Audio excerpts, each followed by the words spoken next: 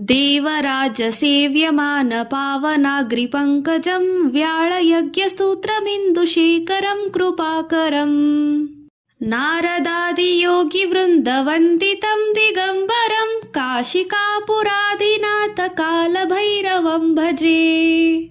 भानुकोटिभास्वरं भवद्भितारकं परं नीलकण्ठमीप्सितार्थदायकं त्रिलोचनम् कालकालमञ्जुजाक्षमस्तशून्यमक्षरं काशिकापुराधिनाथकालभैरवं भजे। शूलडङ्कपाशदण्डपाणिमादिकारणं श्यामकायमादिदेवमक्षरं निरामयम् भीमविक्रमं प्रभुं विचित्रताण्डवप्रियं काशिकापुराधिनाथकालभैरवं भजे।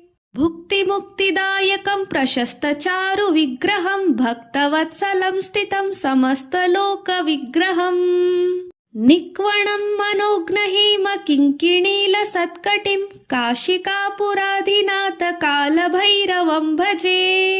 धर्मसेतुपालकं त्वधर्ममार्गनाशकं कर्मपाशमोचकं सुशर्मदायकं विभुम् स्वर्णवर्णकेशपाशशोभिताङ्गनिर्मलं काशिकापुराधिनाथकालभैरवं भजे।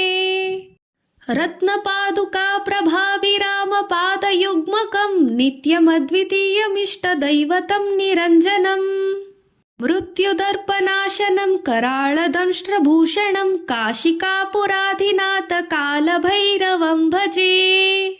अट्टहासभिन्नपद्मचाण्डकोशसन्ततिं दृष्टिपातनष्टपापजालमुग्रशासनम् अष्टसिद्धिदायकं कपालमालिकाधरं काशिकापुराधिनाथकालभैरवं भजे।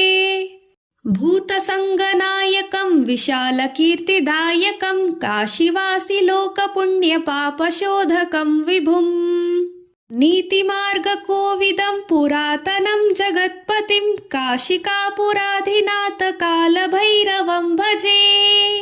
कालभैरवाष्टकं पठन्ति ये मनोहरं ज्ञानमुक्तिसाधकं विचित्रपुण्यवर्धनम् शोकमोहलोभदैन्यकोपतापनाशनं ते प्रयान्ति कालभैरवाग्रिसन्निधिं ध्रुवम्